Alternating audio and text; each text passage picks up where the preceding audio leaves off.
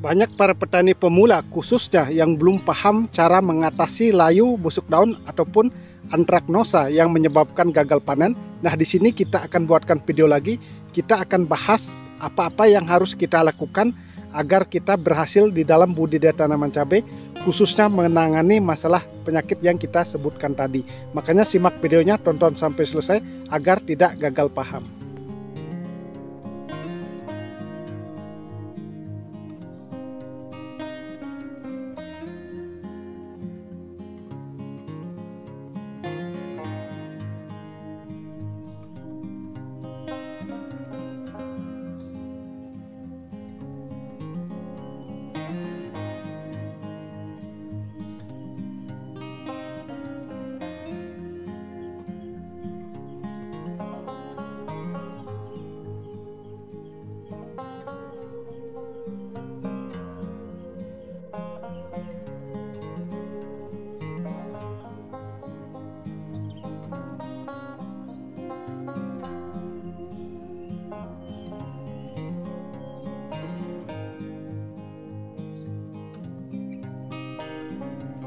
Halo kawan-kawan, kembali lagi dengan saya Ardana Piti. Nah, pada hari ini kita kembali berada di kebun tanaman cabai. Nah, sebagaimana kawan-kawan bisa lihat di samping kita ini, pertumbuhannya sangat luar biasa sekali, sangat hijau daunnya, sangat subur.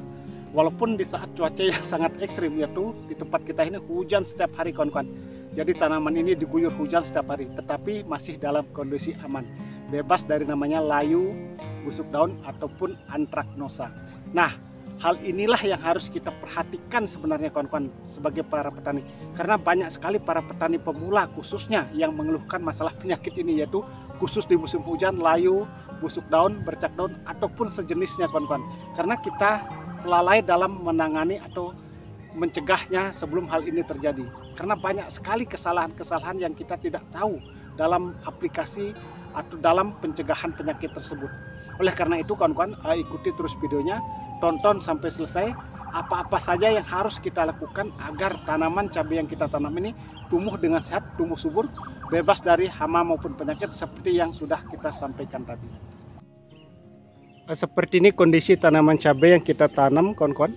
Jadi pertumbuhannya luar biasa, sangat hijau sekali, sangat subur, dan di sini tanaman cabai yang kita tanam ini sudah berbunga luar biasa lebatnya seperti ini.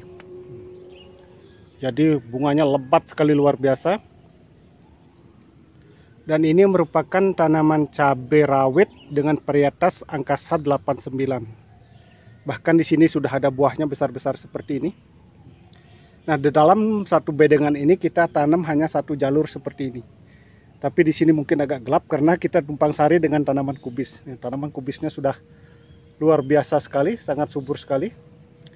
Jadi seperti yang sudah kita sampaikan tadi, kita hari ini akan membahas yang namanya penyakit yang menyerang tanaman cabai yang dominan khususnya musim penghujan, yaitu layu, busuk daun, ataupun di mana tanaman cabai sudah berbuah, banyak yang terserang namanya busuk buah atau yang lebih dikenal dengan patek atau antraknosa kawan-kawan. Jadi di sini batangnya kekar. Nah, kita tidak menyisakan tunas air ataupun tunas produktifnya, kita hilangkan semua sampai ke atas seperti ini. Di bawah cabangnya ini kita bersihkan semua. Jadi banyak sekali kesalahan sebenarnya yang kita buat sendiri, sehingga tanaman cabai yang kita tanam ini walaupun kita sudah melakukan namanya pengobatan khususnya penyakit layu itu, tetapi tetap gagal. Nah, permasalahannya adalah dari awal tanam kita tidak melakukan pencegahan. Itu kesalahan pertamanya. Jadi makanya walaupun tanaman cabai yang sudah terserang layu ataupun busuk akar itu tidak bisa disembuhkan secara instan atau secara begitu kena penyakit kita kocor langsung sembuh, itu tidak bisa kawan-kawan. Jadi yang terpenting adalah melakukan pencegahan terlebih dahulu. Nah, bagaimana cara melakukan pencegahan? Nah, ini yang sangat penting yang harus kita perhatikan. Jadi cara pencegahannya sebenarnya sangat simpel. Seperti yang sudah kita sampaikan tadi, waktu olah lahan. Jadi waktu olah lahan, kalau kawan-kawan menanam cabai khususnya di lahan bekas, yaitu lahan bekas cabai ditanami cabai lagi, kita harus melakukan olah lahan atau menggemburkan bedengan itu. Nah, di sini kita juga melakukan hal yang sama, jadi menanam cabai itu berulang kali di lahan yang sama. Tapi tekniknya adalah kita bongkar mulsa, kemudian kita cangkul lagi, walaupun tidak merubah bedengan. Setelah itu, yang terpenting kita harus ketahui musim. Jadi kalau musim penghujan, usahakan menebar namanya kapur dolomit. Jadi semakin banyak kita menebarkan kapur dolomit itu semakin bagus. Nah, tujuan menyebar atau memberi kapur dolomit adalah agar pH di bedengan itu normal, kondisi tanah tidak asam. Makanya kalau kondisi tanah asam, inilah yang menyebabkan tanaman cabai sangat mudah diserang jamur, khususnya layu, dan kemudian mati. Nah, itu yang pertama kawan-kawan, tekniknya. Jadi di sini lahan yang kita tanam cabai ini, kita memang tidak mengisi kapur dolomit, tetapi tanaman tetap kondisi aman. Karena kita sering melakukan namanya sistem pengocoran dengan bahan-bahan yang sudah kita jelaskan dalam video-video sebelumnya. Nah, itu langkah pertama untuk mencegah mengatasi layu adalah menebar kapur dolomit di bedengan. Jadi semakin banyak kita tebar itu semakin bagus. Karena kapur dolomit itu kandungan kalsiumnya sungguh cukup bagus sekali. Jadi kalsium itu berfungsi untuk menguatkan batang. Salah satunya kawan-kawan. Jadi mencegah juga penyakit jamur. Jadi walaupun tanaman cabai kita tumpang sari seperti ini kondisinya, aman dari namanya layu kawan-kawan. Selain kita melakukan penaburan kapur dolomit di bedengan untuk mencegah namanya penyakit layu, kita juga harus rutin melakukan pengocoran dengan menggunakan bahan-bahan seperti ini, yaitu kalsium dan asam humat. Nah, dua bahan ini berperan penting di dalam antisipasi pencegahan layu. Jadi kalau tanaman sudah kena layu, bisa mati kawan-kawan. Akhirnya kita merugi. Jadi dosisnya kita memakai kalsium 3 sendok makan, sedangkan asam humat bisa memakai 3 sendok makan juga untuk takaran 10 liter air. Jadi mengapa kita menyarankan untuk 10 liter air? Karena musim penghujan. Jadi sangat rentan tanaman diserang oleh jamur, apalagi kelembaban tinggi dan curah hujannya cukup keras kawan-kawan. Nah, tetapi dengan kita rutin melakukan aplikasi pengocoran kalsium dan asam humat, maka tanaman akan bisa aman. Tetapi ingat, sekali lagi saya katakan, jangan tanaman sudah terserang layu baru kita melakukan aplikasi atau dengan cara pengobatinya, itu kurang efektif. Jadi saran kita, jadi sebelum tanaman terserang namanya layu, makanya kita melakukan pencegahan. Ini sangat efektif sekali pencegahan itu daripada mengobatinya. Sedangkan untuk busuk daun itu berkaitan juga dengan masalah penyakit layu. Jadi busuk daun itu sangat rentan memang menyerang di musim penghujan. Tetapi kalau kita melakukan seperti yang sudah kita sampaikan tadi, yaitu sebelum melakukan olahan kita menebar kapur dolomit dan sering melakukan pengocoran dengan kalsium dan asam humat, maka penyakit khususnya busuk daun itu bisa teratasi. Tetapi kalau sudah terkena busuk daun, apa yang harus kita lakukan?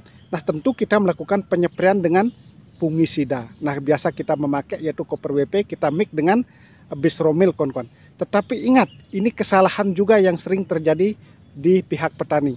Jadi melakukan maksudnya untuk menyembuhkan atau mengendalikan busuk daun, tetapi melakukan penyempraian ditambah dengan pupuk daun. Nah, ini yang bermasalah. Jadi penyakit busuk daun itu tidak akan pernah bisa sembuh kalau kita mencampur dengan pupuk daun. Nah, ini kesalahan yang cukup fatal sebenarnya.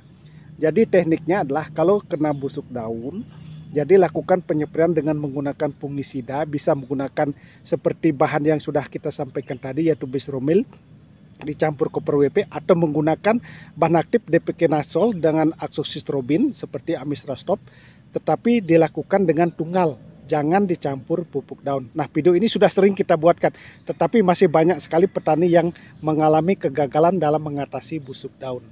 Nah, itu contohnya kawan-kawan.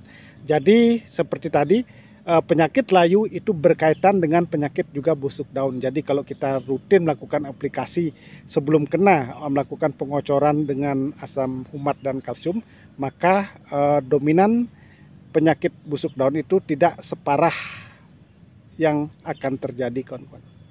Nah, penyakit yang satu ini yang sering menyerang tanaman cabai di musim penghujan, di mana saat cabai sudah berbuah, yaitu patek atau lebih dikenal dengan penyakit antraknosa. Itu semua berkaitan cara penanganannya kawan-kawan. sama dengan cara penanganan penyakit layu ataupun busuk daun. Jadi kalau kita rutin melakukan pengocoran kalsium dan asam umat dan rutin melakukan penyepraian dengan fungisida seperti Bestromil dan Copper WP, bisa dengan menggunakan Amistrastop dengan bahan aktif Azoxystrobin dan Depiquenazole, maka penyakit yang satu ini yaitu Anthracnosa atau patek itu tidak akan menyerang buah cabai. Nah, seperti itu kawan-kawan. Jadi kita tidak bisa hanya menangani satu saja yaitu Anthracnosa, tapi mengabaikan cara perawatannya seperti melakukan pengocoran dengan kalsium dan asam umat, melakukan penebaran kapur dolomit di bedengan. Nah, jika ini kita abaikan maka tanaman sangat mudah diserang penyakit Anthracnosa ataupun layu ataupun bercak daun. Nah, seperti itu kawan-kawan. Jadi intinya untuk mengatasi penyakit itu kita harus fokus pada penyakit itu, jangan mencampur dengan bahan-bahan yang lain. Itu kuncinya kawan-kawan. Nah, di sini kita membuat video ini hanya berdasarkan pengalaman dan semoga apa yang kita sampaikan bisa bermanfaat dan semoga kedepannya kita menjadi sukses sama-sama.